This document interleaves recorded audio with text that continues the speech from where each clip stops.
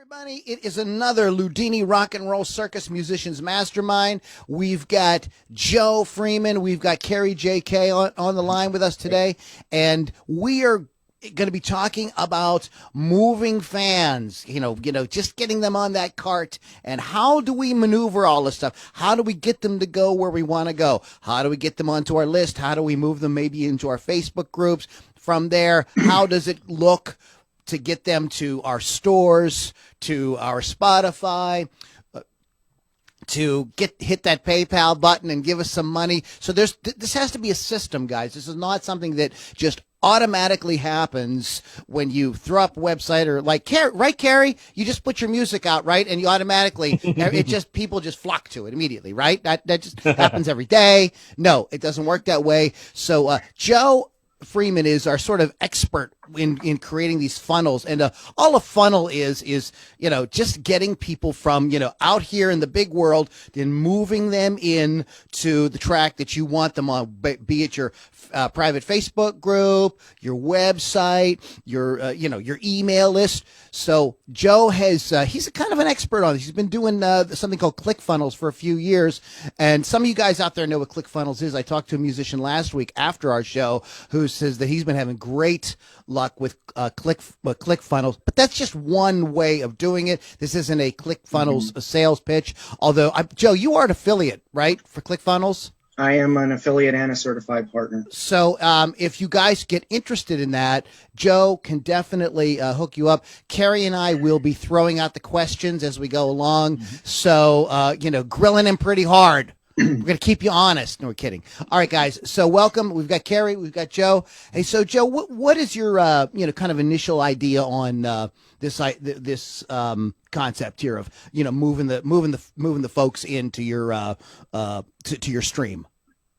Yeah. So one thing I do want to say is basically what I'll be talking about is when you use a listing service like Amazon, Etsy, Spotify, iTunes, all those different things where you're actually renting someone else's space. So you're using someone else's website, which they already most of the time have their own traffic to list your music or your products on in order to sell, versus a funnel, which a funnel is a website, but a funnel is a website where you have one page with only one option of something to do. They do that, and then they're offered something next. So you control the environment the whole way through. Okay? So it's page after page of you saying, hey, now that you got this, you're going to need this. Would you like to buy it now? Hey, now you're going to need this. Would you like to buy it now? Type situation. And I can show you examples of this. Just hit me up. I might actually show you. We're constantly talking about Leah McHenry. Right. Just because when I first started getting into music, because you guys know I'm not a musician. I'm trying to look the part, but I'm not. So I started looking for what musicians doing this kind of stuff.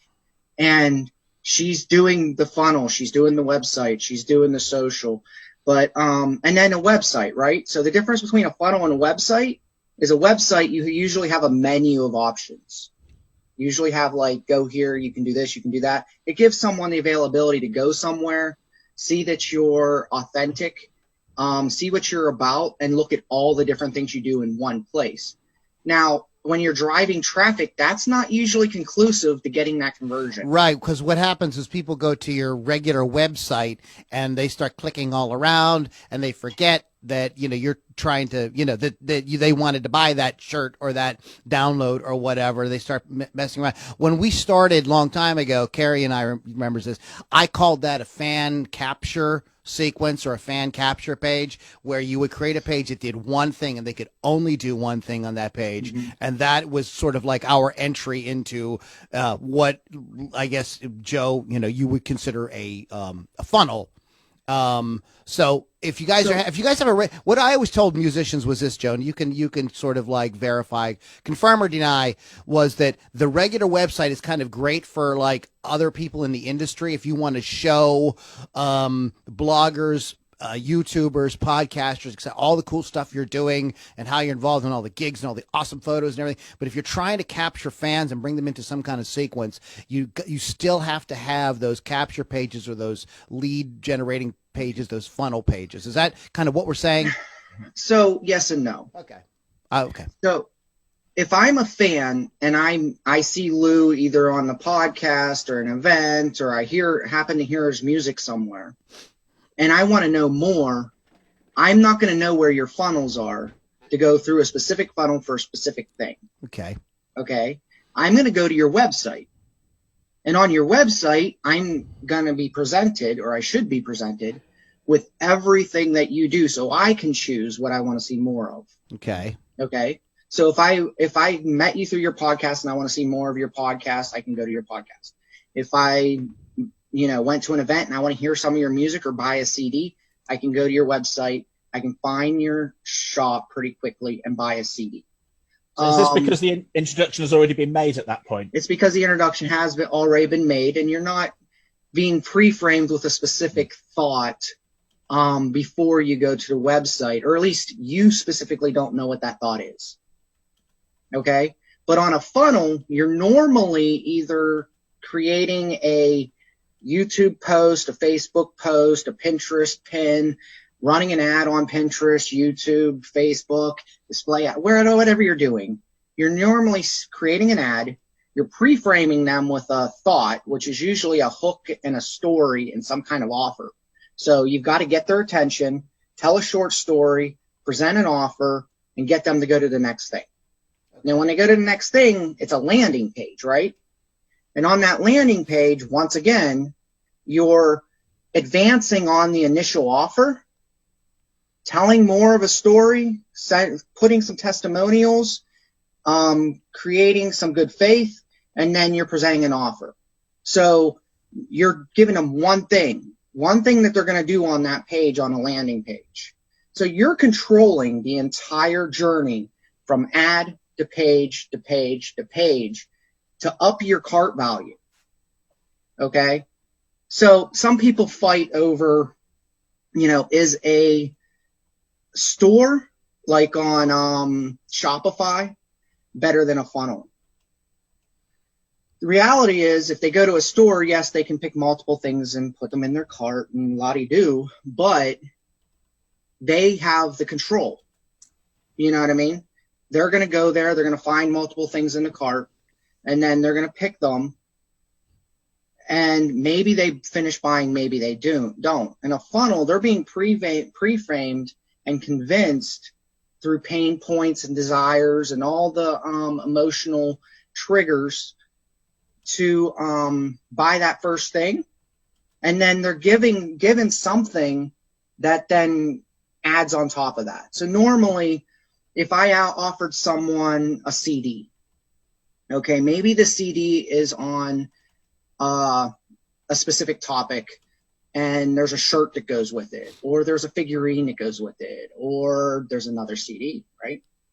And you can add a little order bump at the bottom, and you control what they're picking next based on what you believe the next solution is for them. Always look at an offer as if an offer solves a problem, and it should. An offer should always solve a problem, but it also creates a problem. So if I'm giving them a CD and they're rocking out and they're listening to that, then what's the next thing they may want? If you know they're a musician and they want to play like you do or sing like you do, they may want to get on a call with you and start getting lessons. Okay, I want to stop. Because I have some questions about this. Okay, because Carrie and you've seen John Ojaca's stuff, haven't you? Yeah. Okay. Yeah. All right. Okay. Because I came through that and Leah's stuff, and they both seem to tell you to do something to interrupt people, like a Facebook ad or something like that. That's the hook. Okay, and then you don't send them to your website; you send them to the landing page. Right. Okay. Because exactly what you said. So I'm just a little nervous about sending people to my website right away, because I just feel like they will get to the website and not know what to do, or not that they won't know what to do, but they'll be like, oh, that's cool. Oh, I didn't know he did You're that. not Those are some doing cool that. pictures, and not really driving them. So where I'm a little confused is, how do we keep them when they get to if you do send them to your actual website? And, so like I'm doing the podcast. So when I do the podcast, I send people to one of two things. I either send them to my landing page, or send them to another landing page, actually, that gets them into my private Facebook group. So that is a landing page, technically.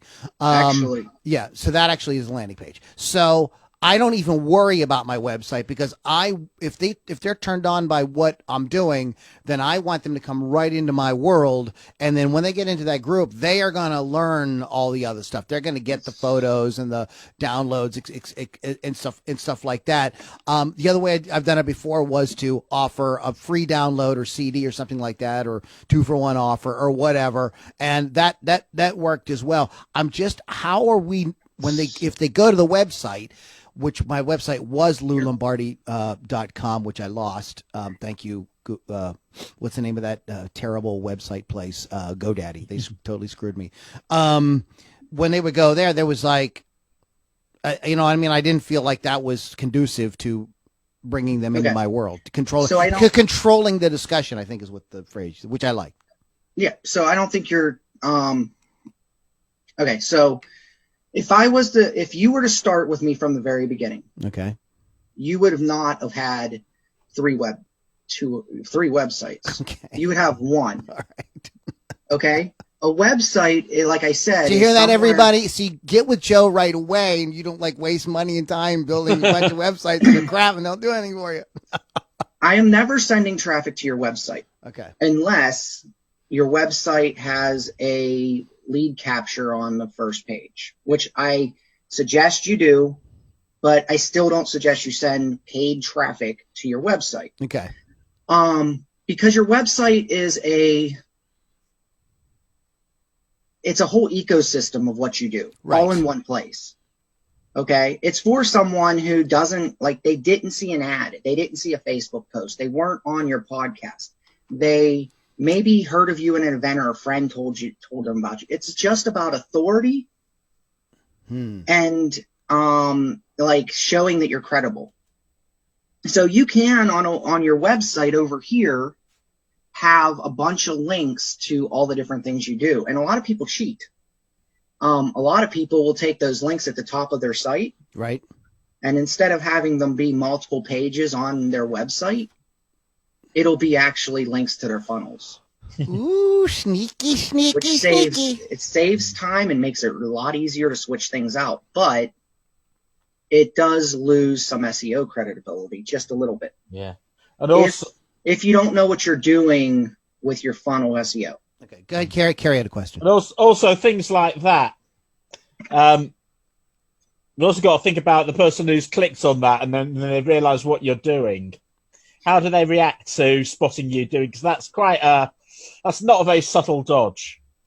That's what you're doing. So you're trying to mix value. So you're trying to mix pain points, solutions, and value in a way that you're giving them something that they're actually looking for, but you're selling them the next thing. Because that's one of the things I wanted to talk about here. Let me ask you a question. Are your music, is your music production, is it a business or is it a hobby? So if it's a business, or both, you can love what you do and try to make money. If it's a business, you've got to take into consideration the entire time the business equation. Okay? Which is traffic plus conversions equals cash. Without traffic, you can't have conversions. I am taking tons of notes. Sorry. I'm Without just conversions, you're wasting money on traffic. And if you don't have cash flow, how are you living? You can't run a business without cash flow.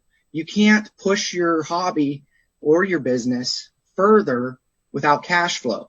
There are plenty of us who got into music, martial arts, art, whatever it is, and we were doing it, but we really wanted more you know, a new guitar, a new amp, you know, more paints, maybe a punching bag over there. You know, you wanted to go spar or you wanted to go do whatever, and your hobby dies because you don't have cash flow. And if it's a business, guys, come on, like that's the whole point. You got to have cash flow. So you've got to take into consideration, if I'm going to drive traffic, do I want to send them to a website where they have multiple choices and can be lost? No. So I want a funnel. I want them to go from my traffic to a specific thing and take the next action, not only for my benefit, right, but for their benefit. Because if I truly believe in what I'm offering on that page,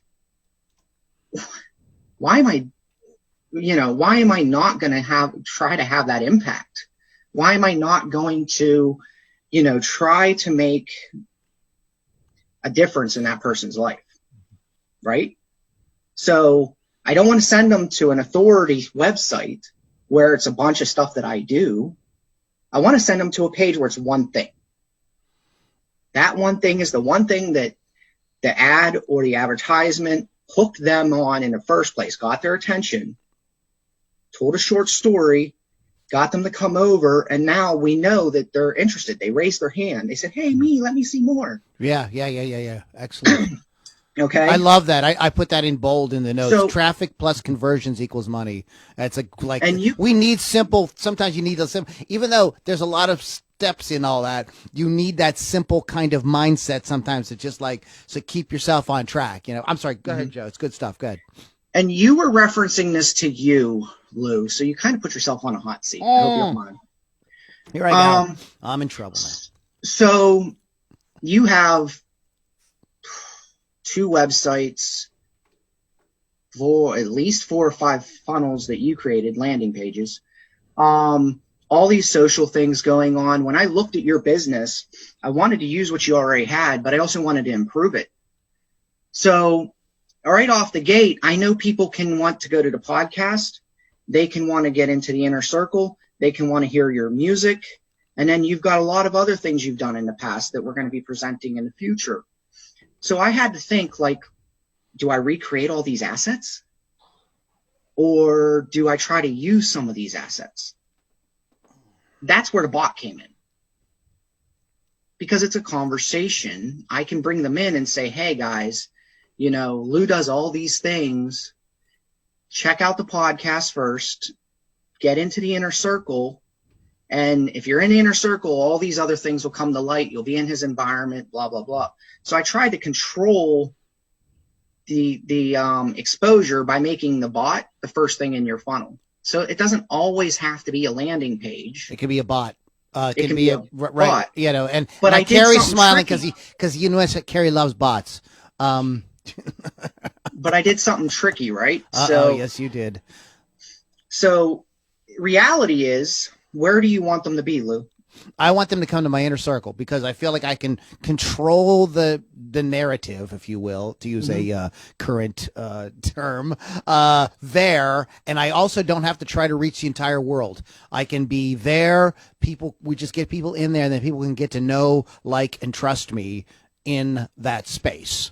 Because they're seeing me all the time. I'm in there all the time. I'm doing stuff. I'm talking to everybody. And it's a lot easier, like I said, than trying to talk to the entire world. When you're just broadcasting out there on YouTube, Facebook, Twitter, whatever, it's like a kind of it's like buckshot. You know what I mean? Like, it all shoots out and you hope you hit something. Whereas if you can bring people into some kind of space where you can deal with it, you can control it, and they are paying attention, you have a way better, in my mind, at least in theory, you have a much better chance of leveraging that to sales or to whatever, to the next step, whatever you want them to take. Well, the Facebook post notifies people when you go live.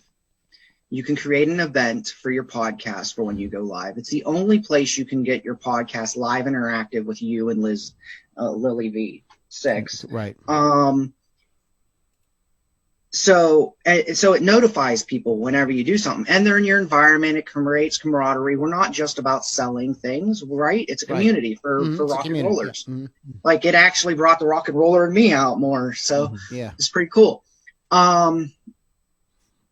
So because of that, like the first offer is check out the inner circle. And I try to make it really quick and simple. Get in the inner circle. If they wanted more information, great, get more information. The second one is see the podcast. But at the end of the podcast, I'm saying over and over and over again, look, your best experience is going to be in the inner circle. This is where it's live. This is where it's interactive. It's exclusive in the inner circle. Get in the inner circle. Yeah, and at the end of every CD you do, hey, have you checked out the inner circle lately? Check up all the new things going on. Right. Because that's where you're building rapport and staying interactive with your audience. And I've beat this over the head a million times in the last, I don't know how many podcasts we've done, 4 or 5, but it's all about your audience. Yeah. I'm not gonna push that any further because I have other things to say. Okay. So go ahead and move on. That we're I told Joe at the beginning before we started, and Karen and I were talking, like, we're going to be this is a discussion, so we're going to be jumping in and asking questions. Carrie, before Joe continues, do you have any other comments or questions or anything before he gets to his next point? No, I think we're good right now. Okay. So the one thing that has come up, but I want to shed a little bit more light on, is the fact that it's not all about these channels, these conversion options, like whether you want to use website, funnel, or listing service. It's also about you. Okay. So like Lou, I kind of like said, hey, you're on the hot seat here. Let's talk about it. Lou had those assets. Okay. So he had the podcast. He has, the inner circle. He has all these things he's doing. A lot of times when you get on a webinar and someone's trying to sell you, they're trying to sell you the next strategy or the next thing that they found worked for them, which, if they're being honest and transparent, it did work for them, and it has worked for their audience. But the question comes down to, do you know yourself, and is it going to work for you? So I have some notes of some questions you should ask yourself. And guys, this is normally stuff I do in the first strategy call when you try to get on with me as a client. So take note of this, okay? Do you have content published, and where? Make links to what you've currently done, what you're currently doing, so that if, say, you are getting busy, because you should be the one creating content, talking to your audience, and maybe making sales, okay? Yeah. So if you're going to bring someone on to help you, like a VA from the Philippines, a strategy coach, anyone, you need to know where you're at. Don't make them take a month or two searching everywhere to figure out what's there. So have a list of all your content, and this will help you make decisions too. You jump on a webinar late at night and they're like, yeah, do this, do. You'll be like, wait, I'm publishing a podcast and I'm doing these links. I'm doing this, I'm doing that. This doesn't fall in line with what I'm currently doing. I'm not going to pay $2,000 right now. You know what I mean? It helps you make decisions. All right. So the other thing is, what products do you have? Do you have CDs? Or is it one song for now? Do you have T-shirts? Like, I see Lou wearing T-shirts. I'm his marketing guy. I see him wearing T-shirts I didn't know about. What? We talked about that shirt last week. Yeah. I think that's why you got it out the closet. Yeah, I got to go over his house, right? I know. Is that the only cheap version, or is that the Jersey one?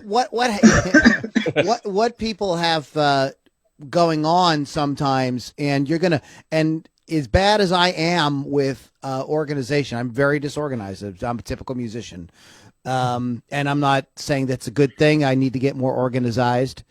But what you're often dealing with, and Joe, you probably run into this as well with other clients, is very often these people, that sound terrible. Very often people, very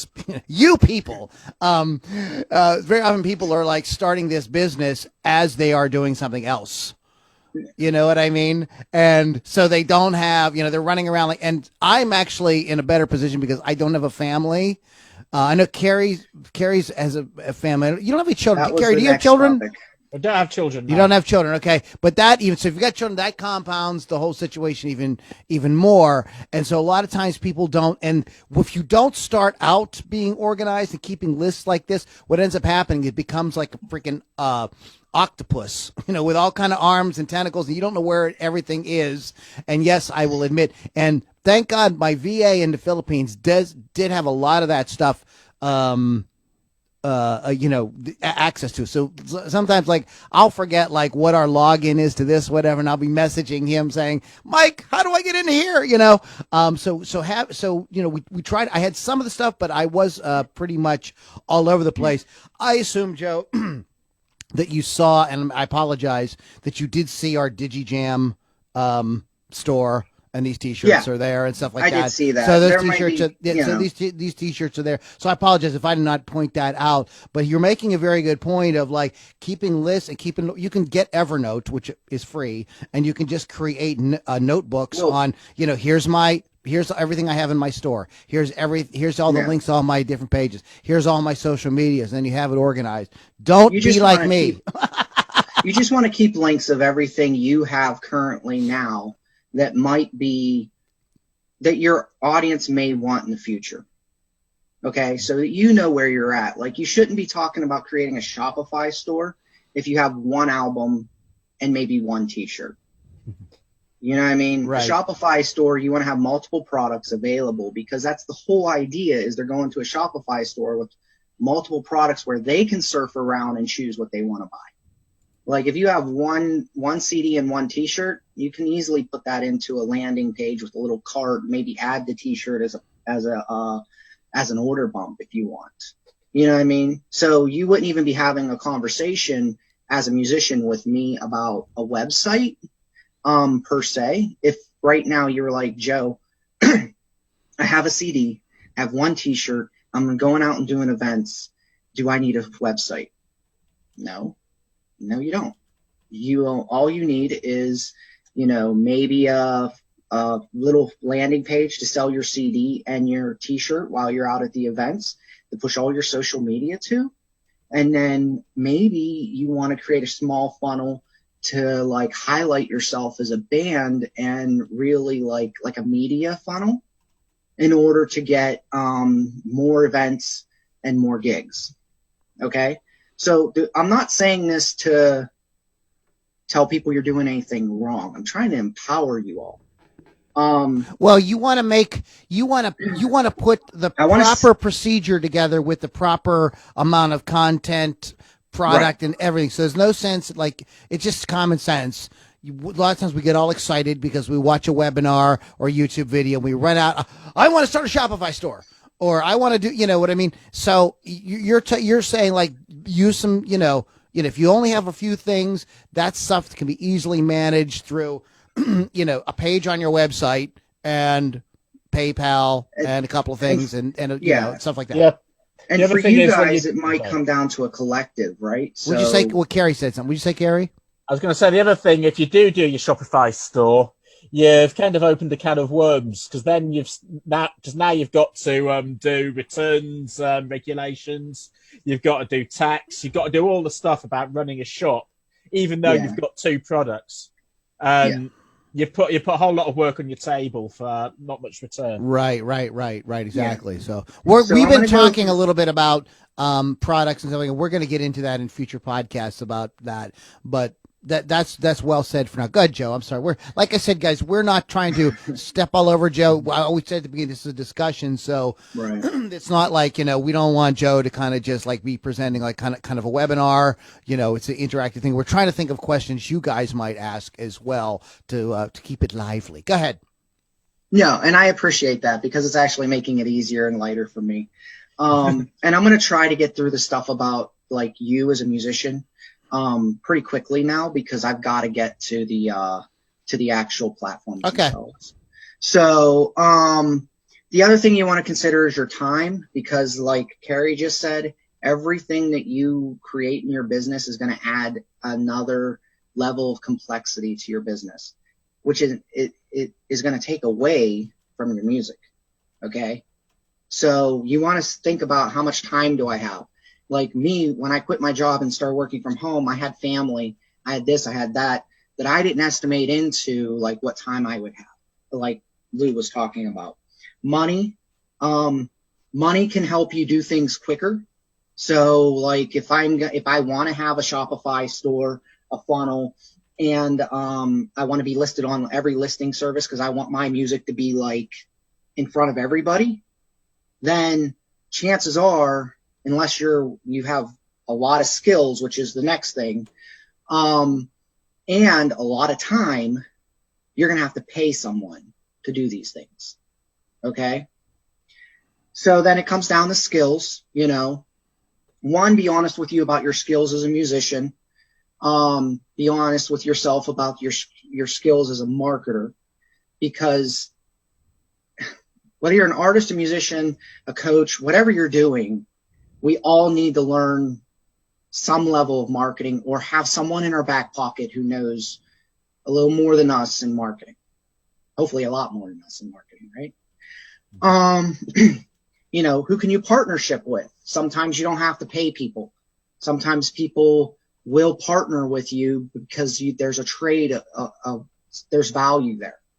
You know, there's hidden value between me and Lou because me being on these masterminds is helping me open up as a presenter and as a speaker. Thank you, Lou.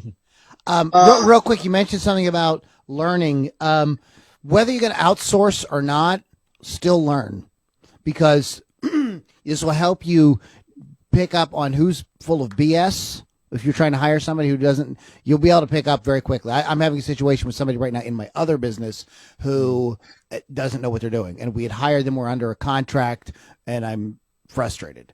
But I won't get into that. So I could say you can smell the BS if you have some knowledge of this stuff. That doesn't mean that you have to go out and become some kind of expert. But if you know something, you can actually end up saving yourself money by hiring people that you know you're going to be able to tell that they know what they're doing, or B, you can get away with like a VA and who you can guide. Okay, so that's why get some knowledge of this stuff. Don't be like, well, I'm just gonna give it to somebody else, because you could spend all kind of money and still not get any results because the person may not know what they're doing, or they may not understand your business. And I think that's one of the reasons why Joe and I were able to work together, is because I have a lot of marketing knowledge, so he and I could speak the same language. And I could catch him up into the music side of things. Go ahead, Joe. I'm sorry, I didn't mean to. Yeah, knowing how and doing it are two different things. Yeah. But if you know how, then at least you can tell if the person who says they can do it, or if they are doing it a different way, then you can ask them, how come you're not doing this? And if they can't give you a proper answer at that point, it's a warning sign. Right. It's knowledge is always so good. Yeah. But you're never going to know everything. Absolutely. And there are people in this business. There are people in marketing, Joe, and you know this, like you're like the funnel guy, but there's people that are like experts. They could tell you everything about YouTube. There's people that could tell you everything about Facebook ads. I mean, there's like, so, the world is getting, more diverse with this marketing stuff. Go ahead. I'm sorry. And once I realized that I wanted to use a bot to open up the conversation, because like the podcast is a conversation, this mastermind is a conversation. So it lent well to opening up a conversation. I had to go back and say, okay, am I going to hire someone to help me build a bot, or am I going to learn the regulations? Am I going to go through and figure out what changed in the last 2 months with bots that is going to make it so whatever I build is going to be legitimate? Right. So you've got to make those kind of decisions. And in my case, I have the time. I need to learn it. I did it. I have the skills. And, I didn't have to push that back on it.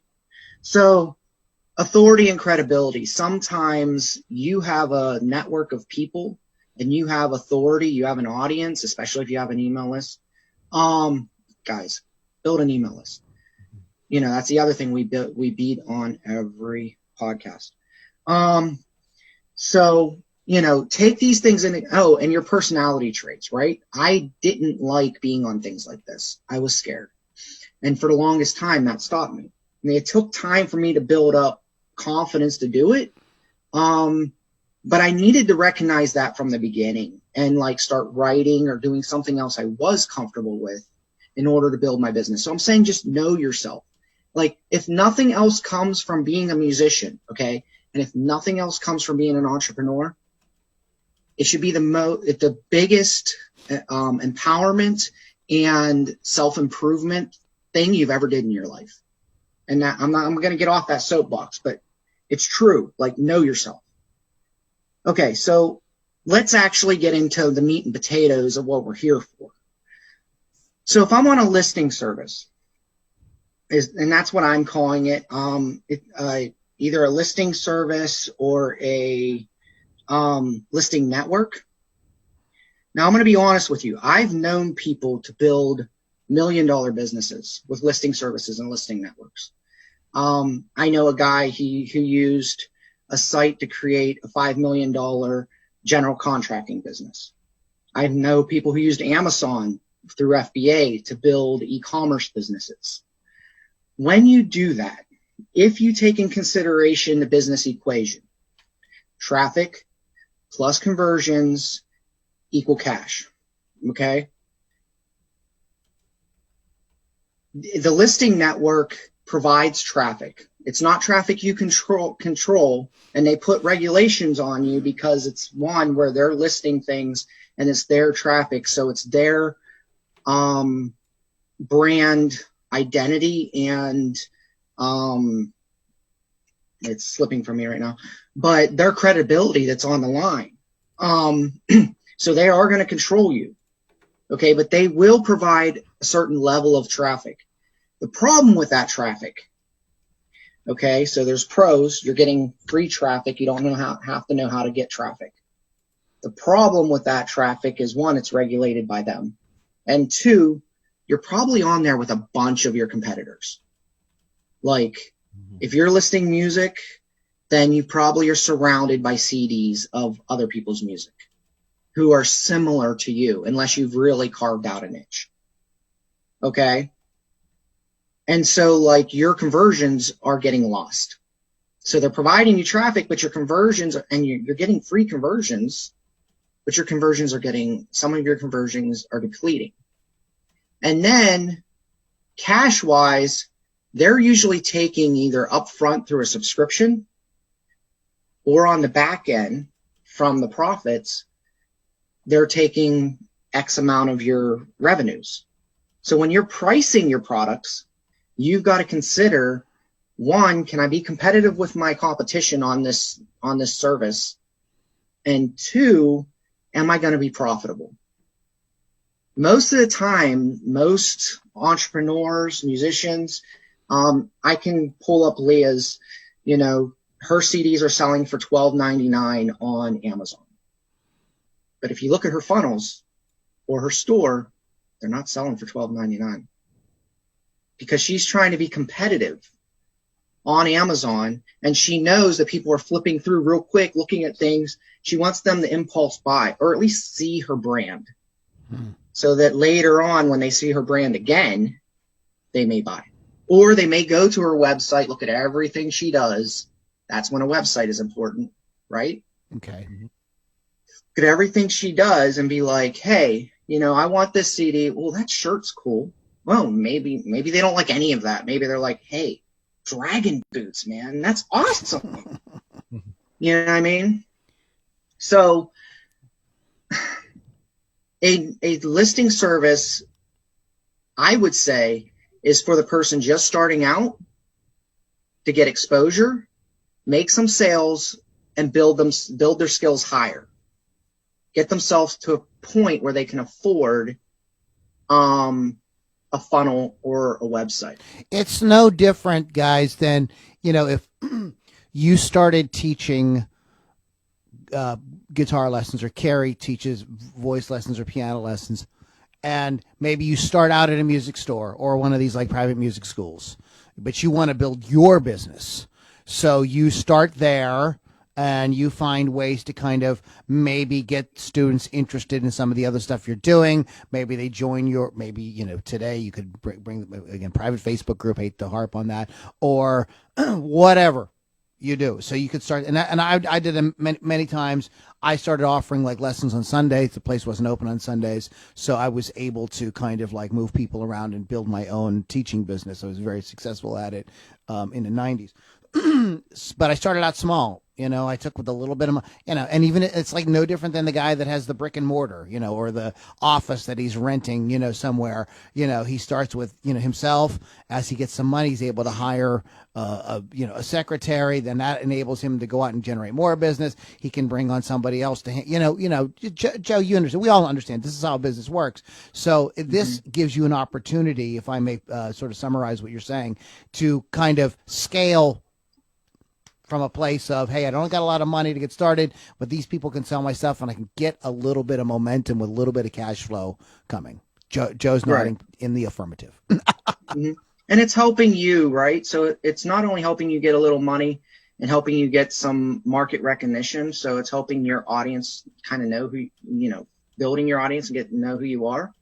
But it's also helping you prove that what you're doing has a financial value to everyone else, that they're willing to pay for it, which is very important. Like knowing that your product has a market value before you spend tons of money on websites and funnels and everything, that's very important in the equation. So you're suggesting too that maybe people should put their music, etc., there first.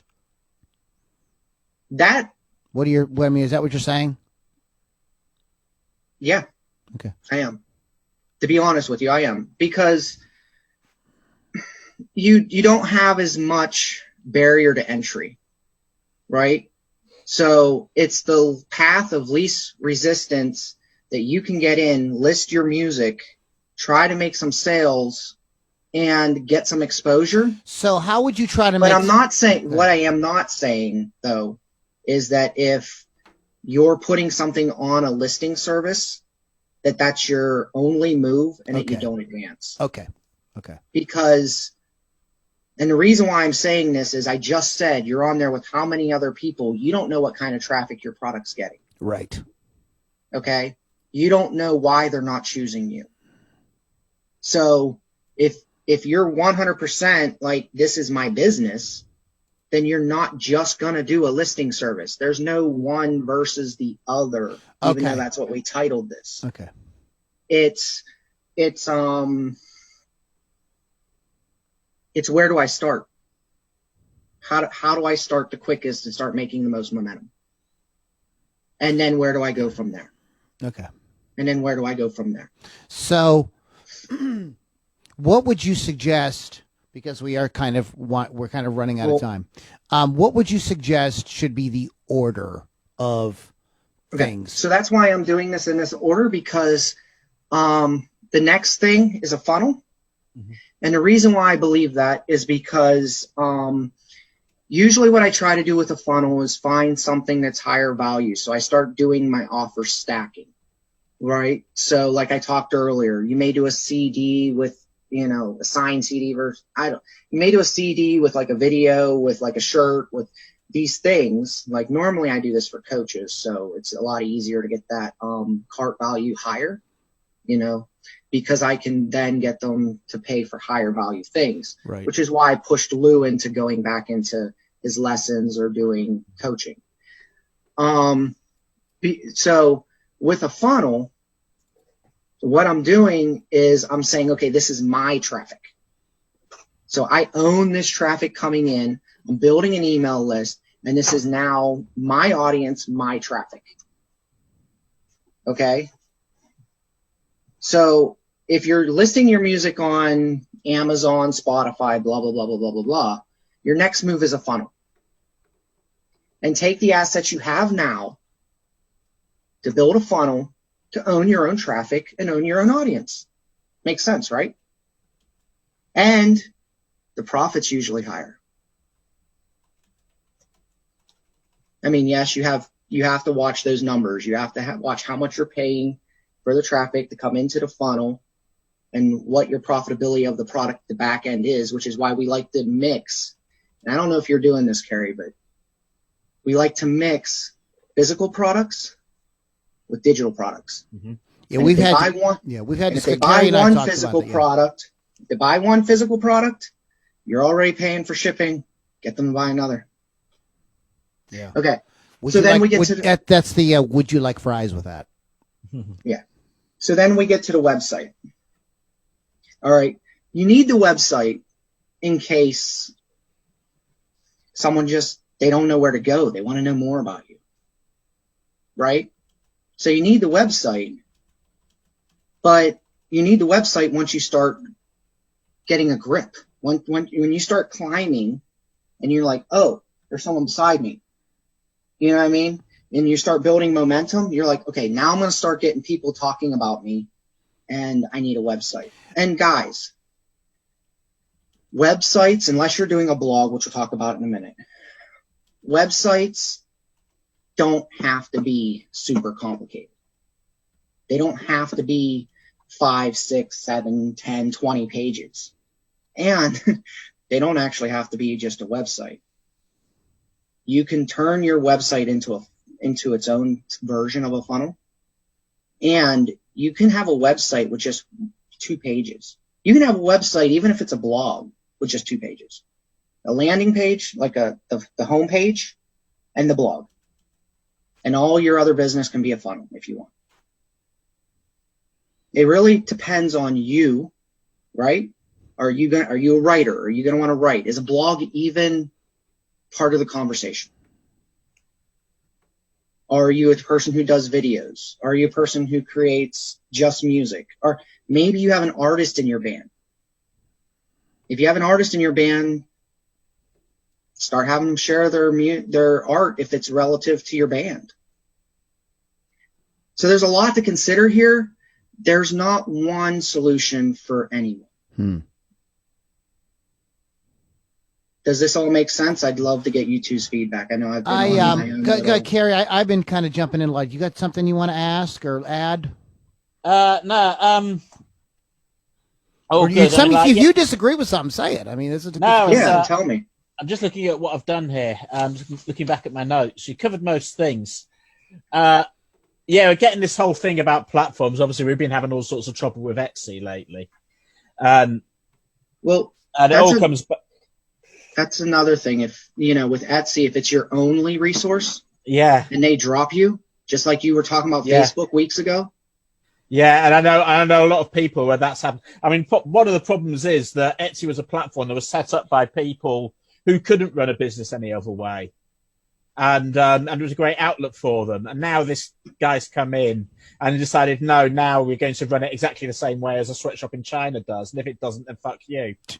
It's like, but they're doing it so badly that I can't see Etsy surviving if it carries on like it is. Because the first quarter profits will come in and show they've fallen off a cliff, and then it'll be out. Well, that's the risk you run when you do use this. Is somebody, like we say, people all the time, people say, well, I got all these fans on Facebook or Twitter, but what happens if this is so easy nowadays with our environment to piss somebody off and get in Facebook jail or be banned from Twitter? I mean, that's happening all the time. So, this is why it's important to bring people, have some means of bringing people in. Do you guys have any, are you able to sell from a website or anything like that, Carrie, or do you have an alternative? Well, we're doing it. I mean, like where it comes back to, and the problem we've always had there is the old traffic plus conversions thing. Yeah. It is devish.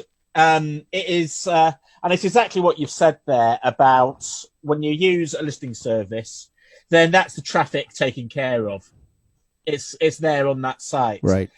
And these are all the things that you would normally spend 60% investing in. And if you're not doing that up front, or you don't know how to do that up front, then it's devilishly hard getting them to a website. So that's the hard part, really, is getting that promo of doing that, which is the funnel, which is exactly what we've been talking about. I think of places like Amazon, eBay, Etsy, places like that. I'm old. I remember going to the mall when I was a kid, and that's where everybody would go to see what was going on. And there were the big anchor stores, and then there was all the little stores. Spencer's Gifts, National Record Mart, Walden Books, Boy, oh God, I'm old. And then you go to the food court because you got hungry. So what the malls did, and they charged a premium for it. They provided traffic. This is this is an analog. Here's to a what bunch happened of hungry people. Yeah. Right. So a bunch of people come around, they would walk around, nothing to do on a Friday night. They would be perusing whatever was there. And if you would, the anchor stores like Bon-Ton, JCPenney's, Macy's, places like that, people will, I got to go to Macy's because they're doing whatever. Well, while you're there, you're at the mall. Hey, we're going to go get something to eat. Or, hey, let's, I forgot I needed to pick up, whatever. I'm going to go, oh, crap, I need that adapter. I have to go to Radio Shack.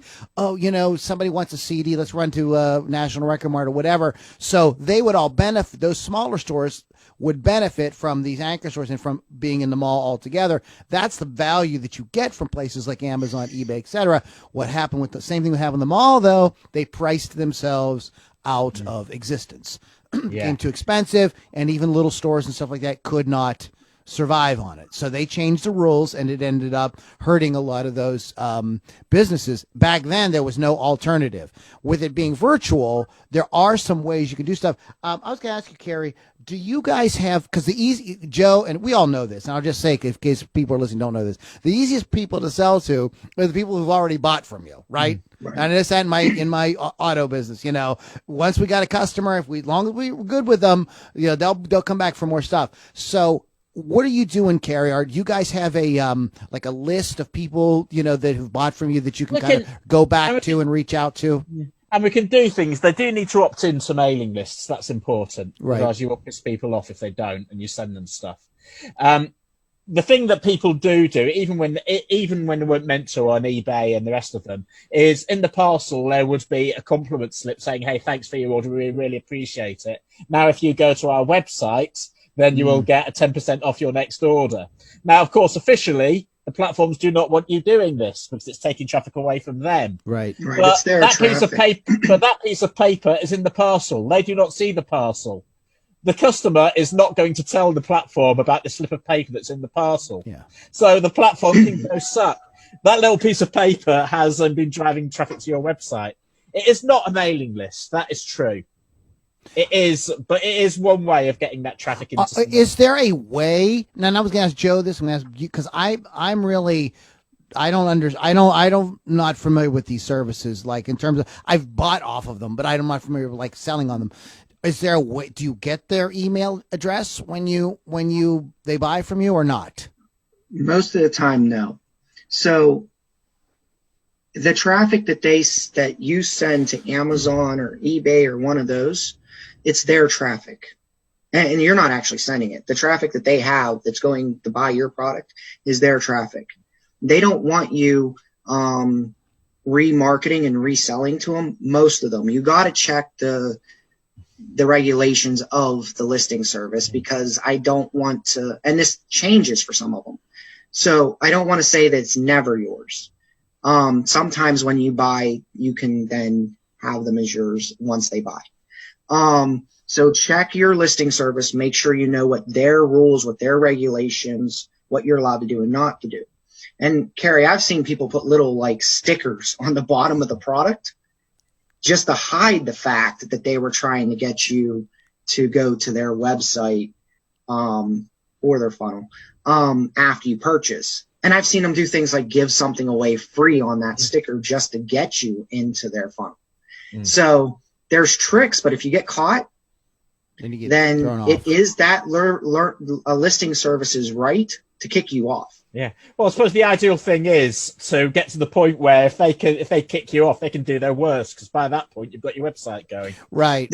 So it's an escalation process. Yeah. That's what I was trying to get to is, you may start off with a listing service, use a funnel as a link for a while in between maybe the listing service or your social or whatever you're doing to get attention, and then build a website.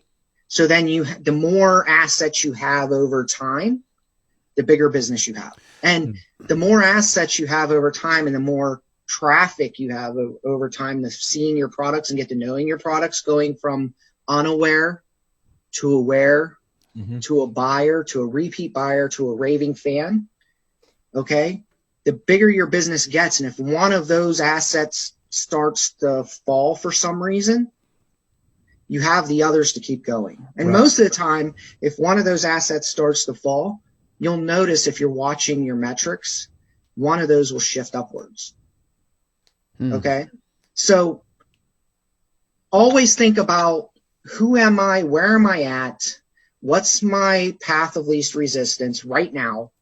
And what's the next thing I should be doing? And don't stop. Keep doing a little bit, a little bit, a little bit, until you get to where you want to be, wherever that is. I bet there are creative ways to start to find to build one off the other. Mhm. We just don't know them yet, and there's probably people who have mastered this as well. So it would be worth doing a little bit of research on how we can reconvert people from who buy from us off of eBay or Amazon or whatever into how do we then move them smoothly into, I mean, even just putting, I would just imagine just I don't know. I've never done it, so I don't want to run my mouth. You guys actually have more experience with that than me. But you wouldn't want, you don't want, I just feel like, I wouldn't want to lose those customers. You know what I mean? Like if that's where I was selling and I couldn't reach back out to them somehow. So that's a little, and I've even bought stuff on eBay, and I mean, I know that there's all kind of warnings that come up and say, do not purchase. If somebody asks you to buy this product away off of eBay, don't do it. It's a scam, or, they have all kind of warning stuff. And I know that's just to keep you from, leaving eBay. eBay wants to make the money. Let's be fair to eBay. It is also to protect their audience. Yeah. Because like you were talking about. There are scammers. I mean, there are scammers, but I'm thinking of a specific situation where I don't want to get into it here. It's way too long to get into, but I'm thinking of a specific situation where somebody legitimately needed me to deal directly with them because of some question with a very high, like a $4,000 item that I was buying. So, and all these things popped up, "Ooh, don't do it, and it was all legit. Everything worked out fine. The guy was totally cool. It was a situation. But anyways, go ahead. Yeah. So go ahead, Kerry. Oh yeah. So another thing on those at the moment that's sort of coming in. I don't want to sort of break the flow if you've got something that's relevant to that. The big one at the moment is there's so many drop shippers, and since Alibaba Express made it really easy to start a drop shipping business, a lot of people are doing it very, very badly. I know both of you have dabbled on this successfully, and we all know what it is. There's a lot of people now, though, who are doing it dishonestly. And I know that Lou, you said before about you can sell something, you can always say, sorry, we're out of stock. Well, I've got to say right now that well is being plucked pretty dry. And it's also the point now, it's getting like if I had a cent every time somebody had said, you order something and they'll keep you, string you along for 2 months. And then finally, they'll even sort of mark it as dispatched. Then, of course, it doesn't come. And then eventually they'll say, sorry, it's out of stock. I've got to go and communicate with our warehouse. Bullshit, have you got a warehouse? You're running out of your house. Right. There's always what ends up hurting people is there's this lowest common denominator of people that the lowest dregs. They're at the bottom of the barrel who will scam and do whatever they can, and they screw it up for legitimate business people like Carrie and myself and Joe. A lot of people pissing the pool. Yeah, right now. you know what I mean. That and they mess it up, and that's what these services are trying to do, right, guys? They're trying to control for that. I mean, it isn't unreasonable most of what they're trying to do. I mean, you know what I mean? They're not like thieves. They're really trying to, for the most part, give a good service. Sometimes they get misguided in the case of Etsy, and we'll have to just see how that all bears out. That may go away. But I think for the most part, they are trying to kind of protect, the customers too. So they're running a business. There is one way out of this. And here's one thing that does sort of differentiate. You're more likely to see a scammer when they're like a jack of all trades, and they're just following trends, and they don't look like they know the business. And maybe this is going to be a topic for another call. Is going to be specialism and micro niche, right? And because like people who are specialised in one small thing probably won't be scamming you on it. because it just wouldn't be worth it. They couldn't afford to lose it. Yeah. I mean, there's an entire website devoted to guitar strings. I was looking for a specific kind of guitar string, and it's just, that's all they sell is just to get, they've got any kind of guitar string or banjo string, bass string that you want, so if you're fussy about that, that's your thing. They obviously have a great thing and they ship pretty quick too. So looking at people like so that's an example of that. Joe, what were you going to say? And guys, we're going to have to kind of wind it down because we are at 60 minutes. So like you were saying with the malls and everything, before the internet became a big thing and all these people realized that they could run their own business, you went to a mall, that's where everybody collected, and the malls could control the pricing. Things kind of went online, it became the Wild West, and people like you and I could start selling. But then more and more and more people came along, and now the listing services are trying to control that. Your traffic services are trying to control that. Eventually, there's going to be so much competition. It's getting there now where you have to find a way to set yourself apart. If you don't set yourself apart, if you're not unique in any way, you're not going to survive. So the virtual marketplace is becoming like the real marketplace, so to speak. Mm-hmm. It's becoming, we've gotten to that point. I mean, yeah. So the make money quick online thing is like over. You have to be a legitimate business. You've got to, I mean, quick. The operative word is quick. Not that you can't make money online. I mean, the like throw, and before anybody, let's put it this way, Carrie and Joe, right? Before anybody really knew what was happening, there were people who were able to sell on YouTube right away because they were kind of first to market. That's a word, right, Joe? They were first to market. But once the market gets flooded, same thing happens. It's the same idea. So so be good. Like, make sure you have a good quality thing, and go back and re-listen to this because my God, we covered I don't know if I can even summarize this. I have a hard time. I'm going to have to make up some kind of show notes on this. I'm definitely going to want to be sharing this with everyone. So anyway, so go ahead. So we got to get some final thoughts, guys, because we're over 60 and we want to keep this digestible for folks. Who wants to start? Final thoughts. Go, Joe. Okay. So my final thoughts are, like Carrie just said about niching, okay? So the more you can do to grab people's attention and to show that you're an authority in that space, the more you'll survive, the more you'll make money, and the more your business will escalate. So it's not about, do I choose a service, a funnel, or website? It's about, how do I build and grow over time to where I become the funnel guy, the bot guy, the musician, you know what I mean? It's about having all these different assets to where you're at some point big enough to where you're going to be very hard to compete with. Leah doesn't just do, her site at this point and a few funnels. She strategically picked when to do her funnels for what, when to have a website. And then she also does all these other things to get attention to these things. So she stays relevant and collects her audiences and meets them where they're at. Carrie? Yeah, no, something else that Leah says straight up in when she first does her courses, and this goes in her recruiting calls that she does. The first thing she says is, if you don't have great music, I can't help you. So yeah, it's and I think there you said about when you're doing the analysis, one of them was, what products do you have? So it's not just so I think we really should do a call in the near future about specialism and marketing, because that then is going to be about answering that question. I would just like to finish with saying this, that if you build a base of folks that really love you because you are satisfying that unique niche that Carrie was talking about, and you are doing things in the way you're meeting the fans, like Joe said, where they are at.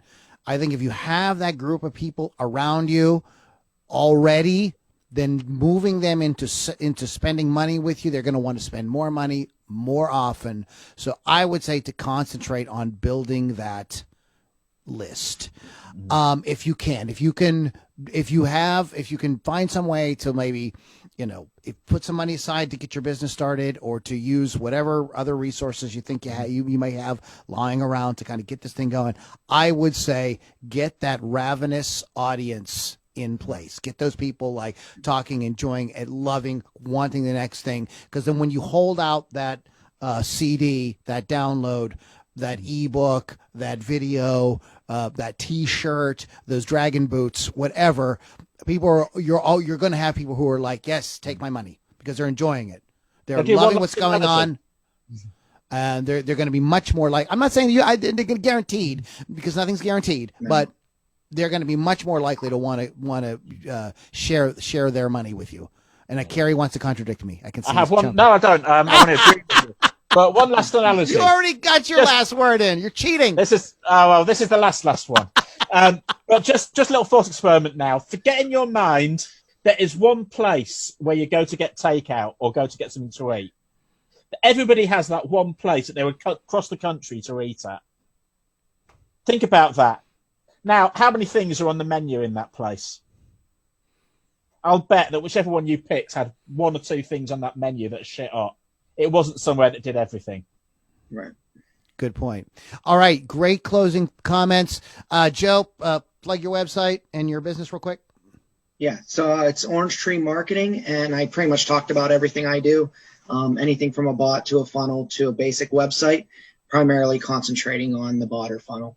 I want to open the conversation for you guys and get you recognized. And Carrie? KJKmusic.co.uk. And are you still writing for Fresh on the Net? I am indeed, yes. Freshandthenet.co.uk as well. Yeah, that is a great website. A lot of cutting edge music there. Good job. All right, guys, thanks for hanging out. LoudiniRockandRollCircus.com is our website. Check back often. Lots of cool stuff. Oh, exciting stuff. So we're gonna end for today, but we're gonna stick around and talk for a minute about where we're gonna go next week. All right, guys, thanks for hanging out. We'll touch you on the next Loudini Rock and Roll Circus Musicians Mastermind.